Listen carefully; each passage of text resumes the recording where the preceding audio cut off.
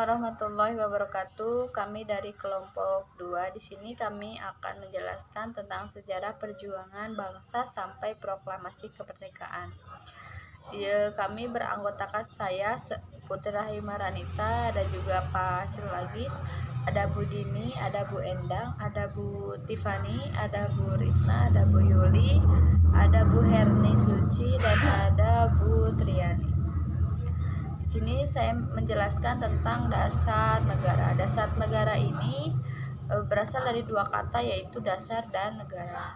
Dasar adalah landasan atau fondasi utama, sedangkan negara adalah suatu wilayah yang ditempati oleh sekumpulan orang dan wilayah tersebut menjadi dasar negara.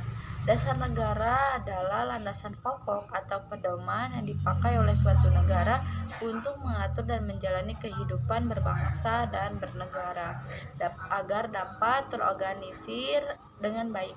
Pancasila sebagai dasar negara adalah ideologi yang dipakai oleh negara Indonesia sendiri, yang memiliki nilai-nilai dasar yang dijadikan pedoman oleh bangsa Indonesia dalam penyelenggaraan bernegara, yaitu ketuhanan, kemanusiaan, persatuan, kerakyatan, dan juga keadilan. Pengalaman Pancasila sebagai dasar negara adalah pengalaman yang menjadi wujud tingkah laku yang sesuai dengan dasar-dasar nilai-nilai Pancasila itu sendiri. Dan pengalaman Pancasila atau aktualisasi Pancasila ini dapat dibedakan menjadi dua. Yang pertama aktualisasi objektif dan yang kedua aktualisasi subjektif. Pengalaman Pancasila sebagai dasar negara ini dapat terwujud dengan yang pertama, melaksanakan pokok-pokok pikiran yang terkandung dalam pembukaan Undang-Undang Dasar 1945 dan juga pengalaman prinsip-prinsip yang terkandung dalam batang tubuh Undang-Undang Dasar 1945. Kelebihan dan kelemahan dari dasar negara Pancasila. Kelebihannya yang pertama mencakup nilai-nilai positif yang diambil dari berbagai ideologi. Yang kedua menutup kelemahan dari kedua ideologi yang bertentangan. Yang ketiga menutup ekonomi yang bersangkutan, hajat hidup orang banyak itu dikuasai oleh negara. Dan yang terakhir bersifat fleksibel yang mengikuti perkembangan zaman. Dan kelebihan dari dasar negara ini adalah menimbulkan tafsir yang berbeda-beda atau pemahaman yang berbeda-beda. Assalamualaikum warahmatullahi wabarakatuh. Perkenalkan, nama saya Tiffany Amalia. Di sini saya akan menjelaskan tentang pengertian etika. Etika merupakan cabang ilmu filsafat yang membahas masalah baik dan buruk, seperti perbuatan baik susila dan perbuatan buruk asusila. Pengertian etika kehidupan berbangsa dan bernegara. Etika kehidupan berbangsa dan bernegara merupakan rumusan bersumber dari ajaran agama, khususnya yang bersifat universal, dan nilai-nilai leluhur budaya bangsa yang tercermin dalam Pancasila sebagai acuan dasar dalam berpikir, bersikap, dan bertingkah laku dalam kehidupan berbangsa dan bernegara. Tujuan etika kehidupan berbangsa dan bernegara. Etika kehidupan berbangsa dan bernegara dirumuskan dengan tujuan menjadi acuan pusat dasar untuk meningkatkan kualitas manusia yang beriman, bertakwa, dan berakhlak mulia, serta berkepribadian Indonesia dalam hidup berbangsa dan bernegara. Selanjutnya, pokok-pokok etika kehidupan berbangsa dan bernegara. Etika kehidupan berbangsa dan bernegara yang mengacu pada cita-cita persatuan dan kesatuan ketahanan. Uraian etika kehidupan berbangsa dan bernegara adalah sebagai berikut. 1. Etika sosial dan budaya. 2. Etika politik dan pemerintahan. 3. Etika ekonomi dan bisnis. 4. Etika penegakan hukum yang berkeadilan. 5. Etika keilmuan. 6. Etika lingkungan. Pancasila sebagai sumber etika. Aktualisasi Pancasila sebagai dasar etika tercermin dalam sila-silanya. Lalu ada pemberdayaan etika Pancasila dalam konteks kehidupan akademik.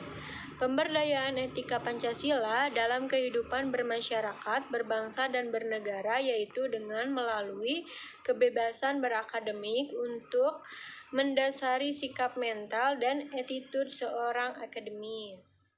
Perkenalkan, nama saya Yuli Yulianti. Saya di sini akan menjelaskan tentang sejarah perjuangan bangsa Indonesia menuju kemerdekaan Indonesia. Latar belakang kemerdekaan Indonesia, pada tanggal 6 Agustus 1945, sebuah bom atom dijatuhkan di kota Hiroshima, Jepang oleh Amerika Serikat yang mulai menurunkan semangat tentara Jepang di seluruh dunia. Pada tanggal 9 Agustus 1945, bom atom kedua dijatuhkan di kota Nagasaki, sehingga negara Jepang menyerah kepada Amerika Serikat dan sekutunya. Pada momen itu Indonesia memproklamasikan kemerdekaannya. Dan pada tanggal 10 Agustus 1945, Sultan Syahrir telah mendengar berita lewat radio bahwa Jepang telah menyerahkan kepada sekutu. Para pejuang bawah tanah bersiap-siap untuk memproklamasikan kemerdekaan Republik Indonesia. Dan pada tanggal 12 Agustus 1945, Jepang melalui Marshal Trachy di Dart, Vietnam, mengatakan kepada Soekarno-Hatta dan Rajiman bahwa pemerintah Jepang telah menyerahkan kemerdekaan kepada Indonesia dan memproklamasikan kemerdekaan Republik Indonesia. Jepang menginginkan kemerdekaan Indonesia pada tanggal 24 Agustus. Dua hari Soekarno, Hatta, dan Rajiman kembali ke tanah air. Baik, di sini ada faktor pendukung kemerdekaan Indonesia. Yang pertama, ada faktor dari dalam, yaitu internal. Ada kenangan kejayaan masa lampau, perasaan senasib atau sepenanggungan akibat penderitaan. Terus ada munculnya golongan cendekiawan, dan ada paham nasionalisme yang berkembang dalam bidang politik, sosial, ekonomi, dan sejarah atau kebudayaan. Terus yang kedua, ada faktor dari luar, yaitu eksternal. Eksternal ini ada kemenangan Jepang atas Rusia pada tahun 1905.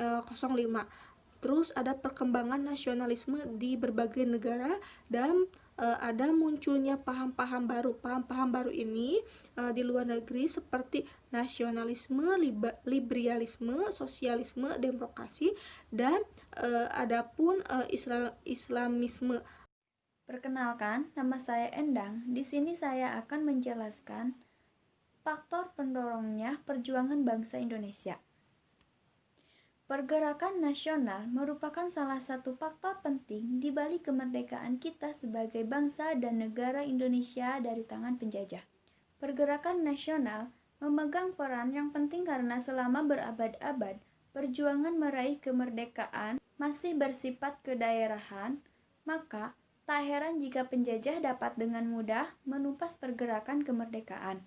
Namun, dengan adanya pergerakan nasional, seluruh bangsa dapat bergerak bersama-sama dan dengan skala yang lebih besar menumpas penjajah. Nah, di sini ada dua faktor pendukung yang mendorong lahirnya pergerakan nasional, yaitu yang pertama, faktor internal atau faktor yang berasal dari dalam dirinya sendiri. Yang kedua, faktor eksternal, yaitu faktor yang berasal dari luar. Di sini ada beberapa faktor internal, yaitu yang pertama, sejarah masa lampau yang gemilang, yaitu masa Kerajaan Sriwijaya dan Kerajaan Majapahit. Yang kedua, penderitaan rakyat akibat penjajahan. Yang ketiga, reaksi terhadap semangat kedaerahan yang tidak menguntungkan karena membuat bangsa Indonesia terpecah-pecah dan lemah.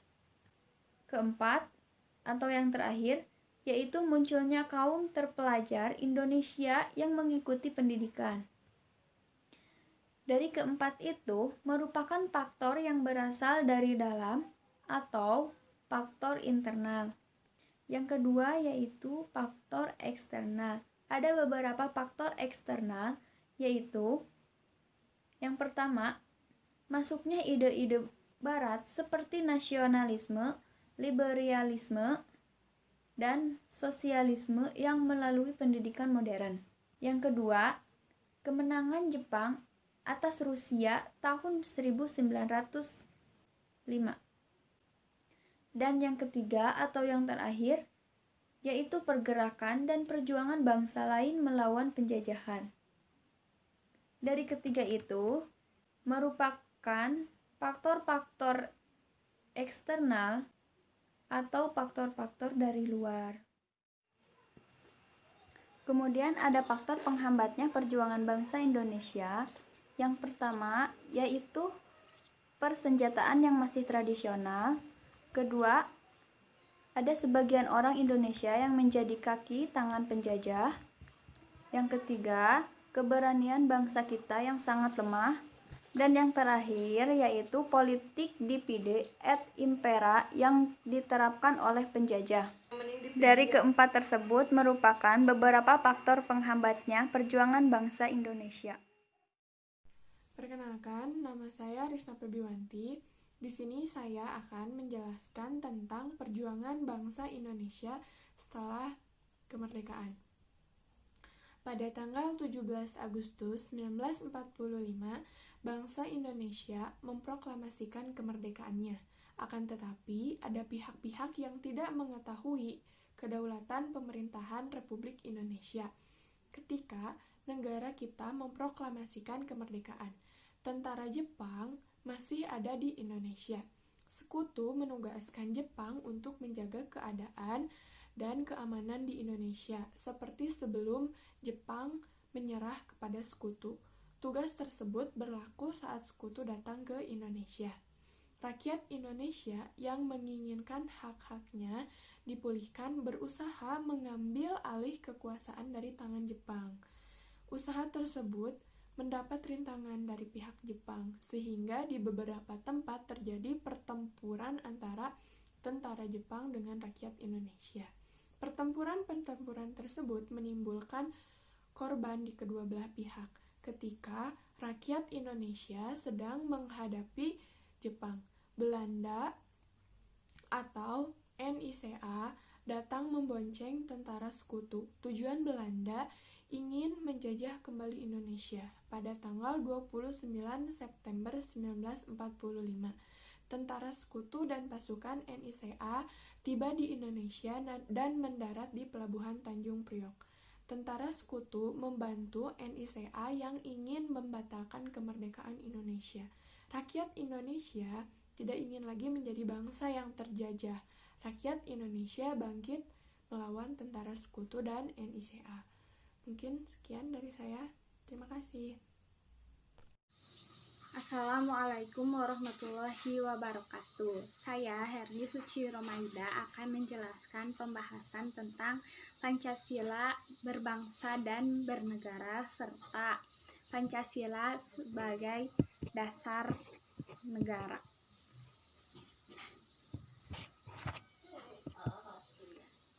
Oke, yang pertama Pancasila berbangsa dan bernegara. Bangsa yang kuat adalah bangsa yang memiliki fondasi dan pedoman yang kokoh dan jelas.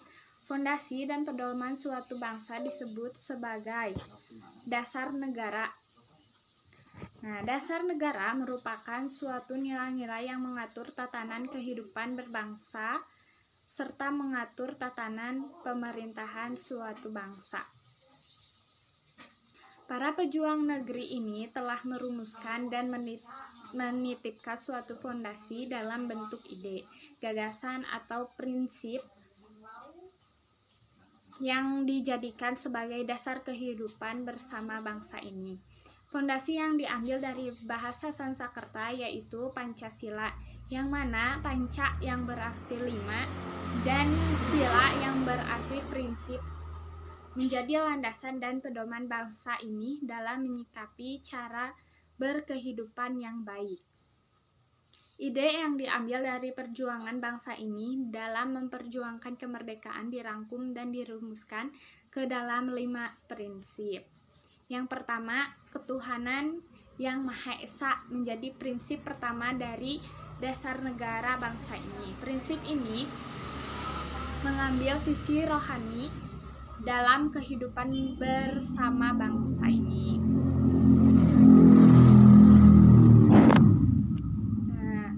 Kemudian kemanusiaan yang adil dan beradab menjadi prinsip kedua dari dasar negara bangsa ini. Salah satu maksud dari prinsip ini adalah setiap insan bangsa ini memiliki derajat hak dan kewajiban yang sama. Yang ketiga itu persatuan Indonesia menjadi prinsip yang ketiga dari dasar negara bangsa ini. Indonesia terdiri atas beragam pulau, bahasa, daerah, suku, ras, etnis, agama, kepercayaan, serta warna kulit. Melalui prinsip ini, setiap insan bangsa ini mendapatkan persamaan kedudukan dan persamaan kesejahteraan yang diatur di bawah naungan negara guna untuk menjaga persatuan dan kesatuan bangsa Indonesia.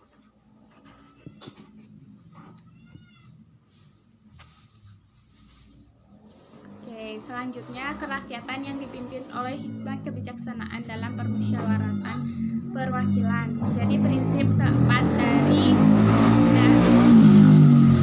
dari dasar negara bangsa ini.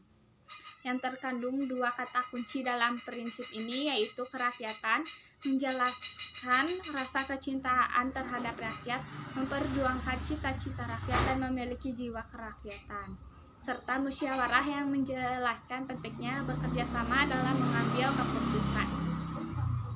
Yang terakhir, keadilan sosial bagi seluruh rakyat Indonesia menjadi prinsip terakhir dari dasar negara bangsa ini. Keadilan berarti menerima hak dan memberi kewajiban sesuai kebutuhan masing-masing individu.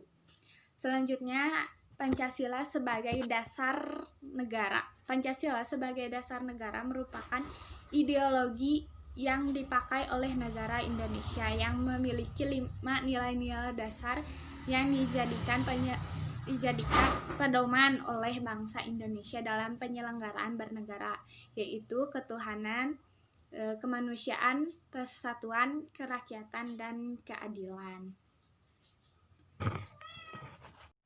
Assalamualaikum warahmatullahi wabarakatuh. Nama saya Triani Nur Andini.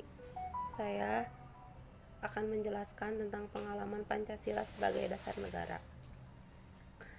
Pengalaman Pancasila berarti wujud dari tingkah laku atau perbuatan yang nyata. Pengalaman Pancasila sebagai dasar negara berarti pengalaman Pancasila dalam wujud tingkah laku yang sesuai dengan nilai-nilai Pancasila. Kedua, pengalaman Pancasila sebagai dasar negara dapat terwujud dengan melakukan pokok-pokok pikiran yang terkandung dalam pembukaan Undang-Undang Dasar tahun 1945. Negara persatuan ialah negara yang melindungi segenap bangsa dan seluruh tumpah darah Indonesia. Negara berdasarkan ketuhanan yang Maha Esa. Negara anti penjajah karena penjajah tidak sesuai dengan perkemanusiaan dan peradilan. Pengalaman prinsip-prinsip yang terkandung dalam batang tubuh Undang-Undang Dasar 1945, Negara Kesatuan Republik Indonesia, hak asasi manusia berdasarkan Pancasila, sistem politik yaitu kesamaan kedudukan dalam hukum dan pemerintah. Terima kasih.